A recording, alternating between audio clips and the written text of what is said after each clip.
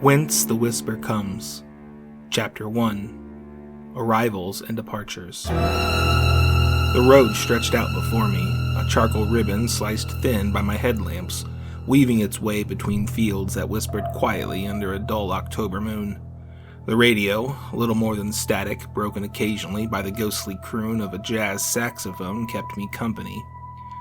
It was an empty comfort, but comfort all the same.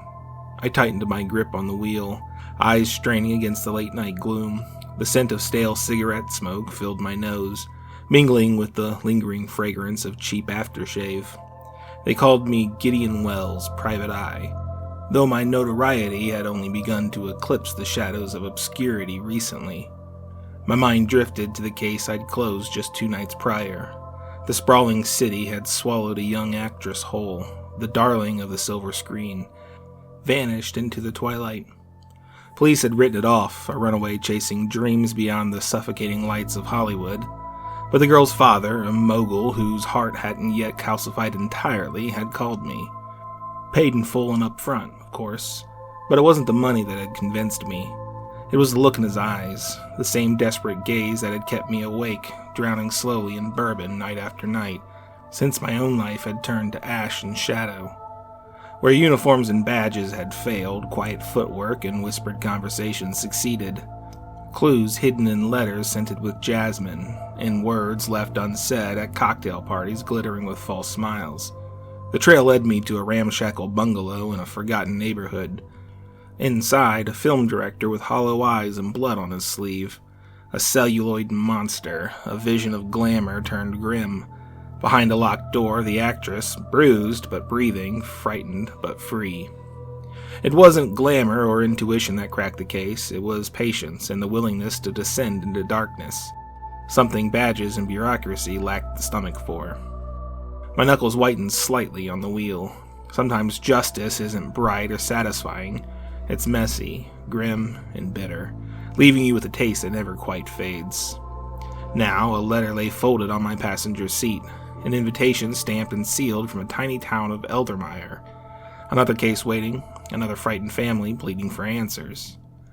I leaned heavier on the gas, chasing the waning moon toward Eldermire's promise of truth and madness. 2 things I'd learned through bitter experience were seldom far apart. My eyes drifted to that passenger seat where the folded letter lay, the edges curled from anxious fingers. I reached over, unfolding the stationery again, though by now I'd memorized every pleading word. Mr. Wells, we pray this letter finds you quickly, for time slips further away with every passing hour. Our daughter, Lily, vanished from our home 2 nights ago. The local police here in Eldermire have dismissed her disappearance as a childish tantrum. A simple runaway they expect to wander back when the excitement fades. But you must understand, Lily is only 11 years old. She still fears the dark, still clings to a tattered old rabbit each night. She's quiet, cautious, and never would have run off alone. The sheriff has made it painfully clear he sees no reason to pursue the matter further. Though we know in our hearts someone has taken her, there are no signs, no evidence, nothing left behind to tell us where she might have gone. We beg you, Mr. Wells. We heard you're a man who seeks truth, someone willing to uncover what others willfully ignore. Please help us bring Lily home. We have nowhere else to turn. Yours hopefully, Jonathan and Margaret Caldwell. I refolded the letter, my jaw set tight. The careful handwriting and the uneven smudges where tears had fallen. Each detail had painted an all too familiar portrait of desperation. The ache between the lines resonated deeply, sparking a dull anger I'd known all too well. If Eldermire's lawmen wouldn't bother, then I'd be damned if I let this slip into obscurity. A faded sign caught my eye ahead, barely illuminated in the dim glare of my headlights, a gas station. Little more than a shack with peeling paint and dusty windows. My fuel gauge hovered close to empty, and my map was more vague suggestion than certainty. I slowed the car and pulled off the highway onto gravel, tires crunching softly as I came to a stop beside an ancient pump. A bell chimed lazily as I stepped out, stretching the stiffness from my limbs. From the shadows within the station, an old man emerged, wearing oil-stained coveralls. His pale eyes squinted against the faint electric glare of the overhead bulb. "Evening," he called, offering a friendly nod and a shuffle toward me. "Fill her up?" I nodded in return. And directions if you've got a moment. Sure thing, he replied, lifting the nozzle with practiced ease. Where you headed? Little town called Eldermire. You familiar with it? The old man's movements froze for just a breath. His easy smile faltered. He turned slightly away, his fingers tightening around the pump handle. A coldness seeped into his voice. Eldermire, huh? Ain't a name I've heard in a long while. Folks don't often pass through here asking about that place. That's so. I kept my tone casual, eyes watching his reactions carefully. Just a job, looking into a missing girl. Caldwell family. The attendant hesitated, then turned back to me, his pale eyes now darkened by shadow, his expression suddenly weary. Listen, friend, if you've got any sense, you'll turn that car right around and head back to wherever you came from. Ain't nothing good ever come from Eldermire. Town's rotten, and folks there don't welcome outsiders poking into their affairs. Trust me, you don't want no part of whatever's happening there. I studied his face for a long moment. Fear hid behind the wrinkles etched deep into his skin. Fear of something buried, something old and ugly. I'd seen enough haunted looks to know when to heed the warning. But then again, I'd always had a nasty habit of ignoring good advice. Appreciate the concern, I said evenly, handing over a few crumpled bills. But there's a kid missing, and folks who need answers. The old man sighed, shaking his head slowly as he took the money. Suit yourself, mister. You'll find the road to Eldermire about 2 miles ahead. Turn left at the split, follow the trees. You'll know it when you see it. I nodded, climbing back behind the wheel. As the engine purred back to life, I glanced in the rearview mirror. The attendant stood motionless under the flickering light, watching silently, a silhouette against the pale gloom until darkness swallowed him whole. The miles slipped quietly beneath my tires, the trees along the roadside growing thicker, denser, their limbs clawing hungrily toward the sky. The road narrowed, potholes jarring my bones as I pressed deeper towards Eldermire. Finally, the headlights caught something ahead. A rusted sign leaning like a forgotten grave marker against the encroaching brush. Welcome to Eldermire. The words were faded, half obscured by grime and neglect.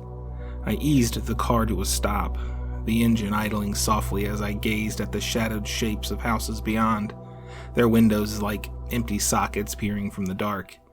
I'd found Eldermire. Or perhaps Eldermire had found me. Only one thing was certain. The old man's warning echoed softly in the back of my mind, a grim reminder that some truths were best left buried. But I'd never been good at listening to advice. I guided the car slowly into Eldermire, tires rumbling uneasily over cracked pavement and potholes that looked deep enough to swallow a man's secrets whole. Shadows lurked at every corner, houses pressed too close together, their sagging porches and peeling paint hinting at generations of neglect. Yet there was light behind the windows, curtains drawn tight, evidence of life within, though none stirred outside. It felt as though the town itself was holding its breath, watchful and wary of the stranger rolling slowly down Main Street. There was something off about Eldermire, an unsettling quiet that clung to the air like a damp shroud. It was the quiet of secrets whispered in darkened rooms, of doors locked firmly against unwelcome eyes. Even in places that had forgotten prosperity, there were usually signs of everyday life. Children playing, neighbors chatting on porches, dogs barking from fenced-in yards.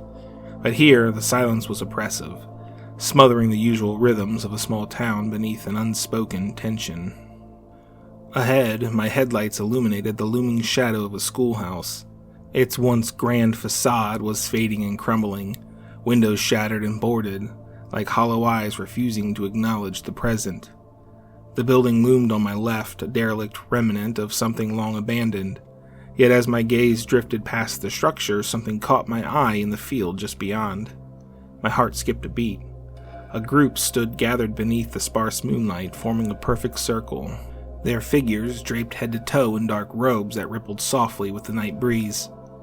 At their center stood another figure clothed entirely in white, arms hanging loosely at their sides. Though distant, their faces looked strangely distorted, twisted in expressions of unnatural intensity, anguish or ecstasy, impossible to tell from this far away.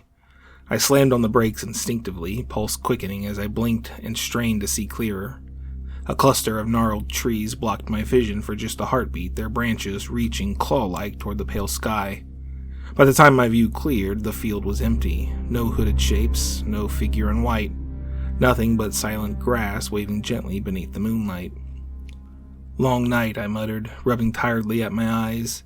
Fatigued, played cruel games, blurring lines between reality and imagination. It was likely nothing more than bored teens, a prank designed to scare visitors or impress friends.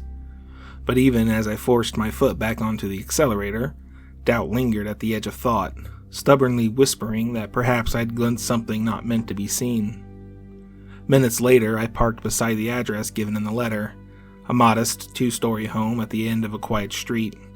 Unlike its neighbors, the Caldwell residence appeared well-tended, though signs of anxiety were evident in hastily drawn curtains, and a front porch littered with newspapers that no one had bothered to read. A single lamp burned in the window, a faint beacon guiding my weary steps up to the door. I knocked twice, firmly.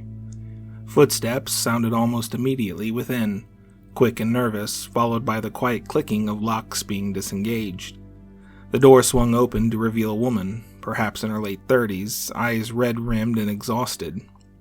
"Mrs. Caldwell?" I asked gently, removing my fedora as I met her haunted stare. "My name is Gideon Wells. I received your letter." A faint sob escaped her throat as she quickly covered her mouth. "Oh, thank God," she breathed, relief washing visibly over her face. "Jonathan, he's here." Her husband appeared from deeper within the house, equally pale and strained, his face a mask of carefully restrained emotion. He stepped forward, shaking my hand firmly. "Thank you for coming, Mr. Wells. You have no idea what this means to us." "Please," I replied, stepping into the entryway at their invitation. "Call me Gideon." As they closed the door behind me, locking it swiftly as if fearing whatever lurked in Eldermire's shadows, I felt again that uneasy knot tightening in the pit of my stomach. It whispered a warning I'd carried from the gas station's attendant's grim eyes, echoed again by the shadowy figures in that darkened field. Something here was terribly wrong. I didn't yet know what darkness lay hidden in Eldermire's quiet facade, but a cold certainty settled over me. I was already too close to turn back.